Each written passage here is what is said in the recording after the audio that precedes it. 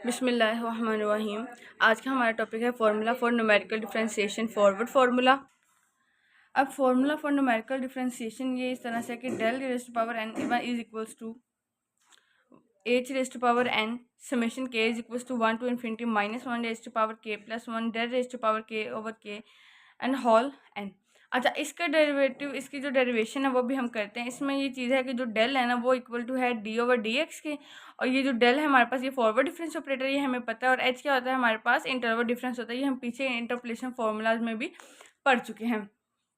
उसके बाद अगर बात की जाए इसकी डेरिवेशन की, we will prove this by mathematical induction. Mathematical induction का आपको पता है कि पहले हम n इज इक्वल्स टू 1 लेके देखते हैं, वो टर्म के अंदर पुट करके उस लिहाज से देखते हैं कि क्या आया। अगर फॉर एग्जांपल हमारे पास इंटीजर्स या कोई भी नंबर आता है, वो किसी भी कैटेगरी के आता है, तो क्या ये जो हमारे पास गिवन फार्मूला है ये सेटिस्फाई होता है या नहीं। तो उसके लिए n इज इक्वल्स टू 1 पहले पुट किया जाता है, फिर n is equals to n के लिए भी प्रूफ किया जाता है। तो n इज इक्वल्स टू 1 की अगर हम बात करें तो n इज इक्वल्स टू जहाँ जहाँ पे फॉर्मूला में n है वहाँ पे जब 1 पुट करेंगे,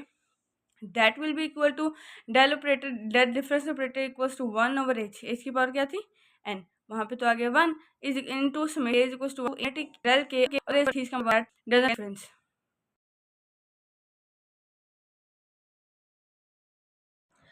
तो हमने लिख दिया del is equals to 1 over जहाँ जहाँ पे n इज इक्वल्स टू 1 था वो हमने पुट कर दिया, और आपको पता है जो होता है वो इंटरवल डिफरेंस होता है। अब अगर आपने डिफरेंशियल ऑपरेटर्स की प्रॉपर्टीज़ को पढ़ा हो तो यू नो दैट कि e raise to power H D, और हमने ये न्यूमेरिकल एनालिसिस 1 में भी पढ़ा था कि e raise to power H D equals to होता है कैपिटल ई के, और जो कैपिटल होता है अगर उसको हम डेल की फॉर्म में एक्सप्रेस करना चाहें that is equals to E is equals to 1 plus delta. तो अगर ये भी एक इक्वल है, ये भी एक इक्वल है, तो इसका मतलब हम कह सकते हैं कि e raise to power H d जो है वो भी 1 प्लस डेल्टा के इक्वल है, वो हमने लिख दिया। देन अब देखिए अब हम जब पावर को हम ना ये एच और डी को जो है वो यूज़ करना चाह रहे हैं, तो उसके लिए क्या करेंगे, जब पावर को बेस में लेके आना हो तो हम क्या करते हैं, हम नेचुरल लॉग ले लेते हैं, लॉगरिथम ले लेते हैं। तो जैसे ही मैंने लॉगरिथम लिया तो हम क्या करेंगे कि पावर फर्स्ट में आ जाती है और बेस के साथ आ जाएगा एल एन। इस साइड पे भी नेचुरल लॉग 1 प्लस डेल्टा। अब एल एन ए तो 1 के इक्वल होता है, इस साइड पे आगे h d is equals to जो नेचुरल लॉग होता है किसी भी टर्म का दैट इज इक्वल्स टू जो सेकंड टर्म होती है वो प्लस माइनस अल्टरनेटिव साइंस होते हैं, और नीचे फिक्टोरियल चलता जाता है, टर्म्स चलती जाती हैं। Del minus del square by 2 plus del cube by 3 minus del की पावर 4/4 प्लस डेल की पावर 5/5 माइनस डेल की पावर 6/6, और ये चीज़ ऐसे चलती जाएगी।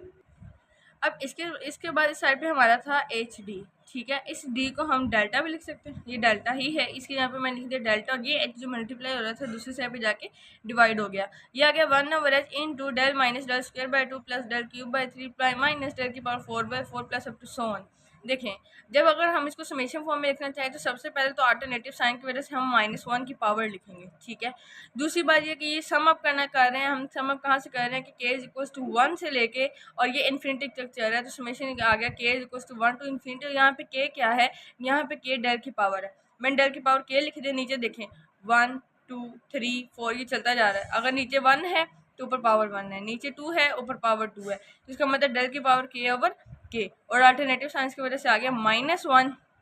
की पावर के प्लस 1, ये आ गया। अब देखिए ये तो वो चीज़ बन गई है, हम तो सिंपल टर्म से लेके चले थे n इज इक्वल्स टू 1 से, और ये हमारे पास टर्म अगेन बन गई है जो हमारे पास रिक्वायर्ड रिजल्ट था, ठीक है। अब रिक्वायर्ड रिजल्ट ये हम इंडक्शन के मेथड के लिए यूज़ कर रहे हैं, तब n इज इक्वल टू 1 के लिए ट्रू हो गया। Now we will use this result for n is equals to r, ठीक है। सपोज कर लेते हैं कि आर के भी इक्वल है, आर पे भी सेटिस्फाई हो रहा है। ये हम अगर देखें लास्ट पे इसका कॉन्ट्रडिक्शन आ गई तो हम कहेंगे कि ये नहीं है सेटिस्फाई। वो कैसे होगा, अगर यहाँ पे पावर 1 है तो होल पावर भी 1 हो,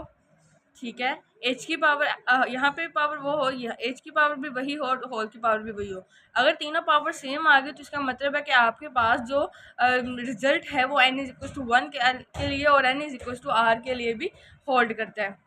मैंने सपोज कर लिया कि अभी सिर्फ सपोज किया है, कॉन्ट्राडिक्शन भी आ सकती है। मैंने सपोज कर लिया कि जो रिजल्ट है वो मेरा ट्रू है n is equals to r के लिए। अगर n is equals to r के लिए ट्रू है तो मैंने जो गिवन टर्म थी, जो गिवन उसने मुझे फॉर्मूला दिया हुआ था न्यूमेरिकल डिफरेंशिएशन फॉरवर्ड का, उसके जहाँ जहाँ पे n था वहाँ पे मैंने r लिख दिया। डेल की power r equals to 1 over r summation k is equals to 1 to infinity -1 k raise to power k plus 1 del की power k over k whole power R, ठीक है, सिर्फ आर की रिप्लेसमेंट की है। अब देखें यहाँ पे मैं क्या कर सकती हूँ कि इसको जब मैं ओपन करके लिखूंगी तो आपको पता है इंडक्शन का रूल ये होता है कि एक चीज़ 1 के लिए इक्वल है, आर के लिए इक्वल है, तो आर प्लस 1 के लिए भी इक्वल हो तो वो मैथमेटिकल इंडक्शन के लिहाज से सारा रिजल्ट जो है वो प्रूव हो गया। हमने अब हो जाता है, हमने n इज इक्वल टू 1 के लिए प्रूव किया, सपोज कर लिया कि वो n is equal to r के लिए भी होल्ड होता है। देखेंगे कि क्या आर प्लस 1 के लिए भी होल्ड होता है। अगर आर प्लस 1 के लिए होल्ड होता होगा तो हम इसका मतलब ये होगा कि हमने जो सपोज किया ये भी ठीक है। तो हमने आर डेल की रेस्ट पावर आर के लिए इसको होल्ड करवाया, जैसे ही होल्ड करवाया अब ये डेल रेस्ट पावर आर और ये जो सिंपल आर था, सिंपल डेल था, इन दोनों को करवाएंगे मल्टीप्लाई। क्यों? क्योंकि देखें जब इस डेल को इस डेल से मल्टीप्लाई करवाएंगे, बेसिस सेम हो तो पावर जेड हो जाती है, तो पावर जेड होने की वजह से आर प्लस 1 हो जाएगा, वही हमें फैक्टर चाहिए, ठीक है। तो मैंने जब इनको मल्टीप्लाई करवाया तो इसकी टर्म लिखी थी 1/h summation K is equal to 1 to infinity -1 की power k plus 1 del K over K into 1/h over h raise to power r summation K is equal to 1 to infinity -1 की power k plus 1 into del K over K whole power r। अब देखें basis same हो तो powers क्या होती हैं, add हो जाती है, h की पावर भी ऐड हो जाएगी तो r प्लस 1 बन जाएगा, और इस होल टर्म की पावर भी r प्लस 1 बन जाएगा, और डेल की पावर भी r प्लस 1 बन जाएगा। तो मैंने आपको बताया कि रिजल्ट होल तब होगा जब इसकी एच की और होल पावर जो है वो इक्वल हो। तो ये तो सारी पावर्स इक्वल आ गई, दैट्स मीन कि हमारे पास with the help of mathematical induction हमने ये चीज़ प्रूव कर दिया कि ये जो मैथमेटिकल इंडक्शन न्यूमेरिकल फार्मूला है, फॉरवर्ड का फॉर्मूला है, ये simple term n is equal to 1, n is equal to R और n is equal to R plus 1 where R is any power उसके लिए होल्ड करता है, ठीक है। अब which shows that the result is true for n is equal to r plus 1, hence by mathematical induction the result is true for all values of n belongs to natural numbers, ठीक है। अब इसी point को अगर derivative के लिहाज से देखें at the first point derivative को, तो आपको पता है कि डेरिवेटिव क्या होता है, डेल एफ ऑफ ए की अगर हम बात करें यानी कि first derivative at the point A, तो आपको पता है 1/h अंदर जो हम जब टर्म्स को ओपन करते हैं तो ऐसी अल्टरनेटिव साइन के साथ ही आती है, तो इनटू वो फंक्शन आ जाता है जो हमारे पास होता है। अब जैसे देखिए फॉर एग्जांपल यहाँ पे मैं 1 ले रही हूँ तो यहाँ पे इंटू 1 आएगा, पावर 1 आएगी और की पावर 1 आएगी, ठीक है, जिसको मैंने ओपन करके लिख दिया, और इंटू फंक्शन वो पॉइंट आ जाता है जिसके ऊपर आपने जो लेना हो। यहाँ पे अगर सिंपल डेल है तो यहाँ पे देखें फंक्शन कुछ नहीं है, डेल के साथ एफ ऑफ ए आएगा तो दूसरी साइड पर भी एफ ऑफ ए आ जाएगा, तो इसीलिए यहाँ पे डेल एफ ऑफ ए है तो इस पूरे फंक्शन के साथ भी एफ ऑफ ए आ गया। और सेकंड डेरिवेटिव की बात करेंगे तो पावर स्क्वायर्स में चली जाएंगी, तो हमने second derivative at point A जब लेना चाहा तो ये देखें del square of F A 1/h square आ जाएगा और इनटू होल टर्म का स्क्वायर और एफ ऑफ ए। मैंने यही बताया जो आपके पास डेल की पावर होगी वही एच की पावर होगी, वही जो आपने ब्रैकेट में लिखा हुआ है उसकी पावर होगी, ठीक है। मैंने ये सेकंड डेरिवेटिव है तो डेल भी स्क्वायर, एच का भी स्क्वायर और होल टर्म का भी स्क्वायर इनटू एफ ऑफ ए, वो फंक्शन जिस पॉइंट के ऊपर हमने लेना है, ठीक है। अब मैंने जब इसको ओपन करना चाहा तो 1/h स्क्वायर, ये जो स्क्वायर है वाली टर्म है ये वाली ऊपर लिखा भी हुआ है, इसको मैं स्प्लिट करके लिख रही हूँ इंटू एफ ऑफ ए, वैसे ही आ गया। अब मैंने क्या किया कि इसको हर एक को जैसे हम मल्टीप्लाई करवाते हैं ना, लेट्स सपोज कि मेरे पास है ए प्लस 1 इंटू ए प्लस 1, हम मल्टीप्लाई करवाते हैं ना, सेम वैसे ये पूरी की पूरी टर्म को हम इसलिए मल्टीप्लाई करवाएंगे, पहले डेल को उठाएंगे, इससे मल्टीप्लाई कराएंगे डेल स्क्वायर, इससे मल्टीप्लाई करवाएंगे तो डेल क्यूब, और इसका इन दोनों में से डेल कॉमन आ जाएगा, अंदर आ जाएगा -1/2। ये आप जब सेपरेट करेंगे ना, लेट्स सपोज मैं ये कह रही हूँ कि देखें जब आप इन सबको मल्टीप्लाई कर लेंगी, ठीक है, डेल को उठा के सबसे मल्टीप्लाई कराएंगी, बाकी तो हायर पावर है उसको तो चाहे निगलेक्ट ही कर दें, तो आप जब इनको मल्टीप्लाई करवा लेंगे उसके बाद आपको del square, del cube, del की पावर 4 और डेल की पावर 5 वाली कंजेस्टेड टर्म्स मिलेंगी। मैंने उनमें से डेल की पावर 5, डेल की पावर 4 और डेल की पावर 3 कॉमन ले लिया है, अंदर जो मेरे पास उनके कोफिशिएंट्स थे वो मैंने लिख लिए हैं। इनका मैंने जब डेरिवेटिव वो लिया, एलसीएम लिया, तो मेरे पास आ गया 1/h square into del square minus del cube plus 11/12 del की पावर 4 -5/6 del की power 5 plus up to so on into f of a। if you want to remember this you can, if you want to prove this you can also, because क्योंकि मैंने आपको बता दिया कि simple है कि आपने मल्टीप्लाई करना है, कंजेस्टेड टर्म्स को एक जैसे कॉमन टर्म्स को एक साथ लेना है और इनमें से टर्म्स को कॉमन निकाल लेना है। सिमिलरली आपके पास अगर डेल क्यूब की बात आएगी यानी कि थर्ड डेरिवेटिव की बात आएगी तो यहाँ पे डेरिवेटिव एच की पावर क्या हो जाएगा 3 हो जाएगा इंटू एफ ऑफ ए, वो फंक्शन आ जाता है, और अगेन इसका डेल क्यूब माइनस आप अगेन मल्टीप्लाई करवाएंगे, इसको चाहे स्प्लिट करके लिख लें, जो पावर 3 आएगी उसको स्प्लिट करके लिख लेंगे तो आपके पास अगेन वही टर्म्स बन जाएंगे। अब इसी चीज़ की अगर मैं एग्जांपल आपको बताना चाहूँ डेल एफ ऑफ ए की, तो मैं आपको एक एग्जांपल करवा देती हूँ, उसके बाद मैं आपको नेक्स्ट वीडियो में इसी का फॉरवर्ड, ये हमने किया numerical differentiation forward formula, next video में भी हम न्यूमेरिकल डिफरेंशिएशन बैकवर्ड फार्मूला कर लेंगे।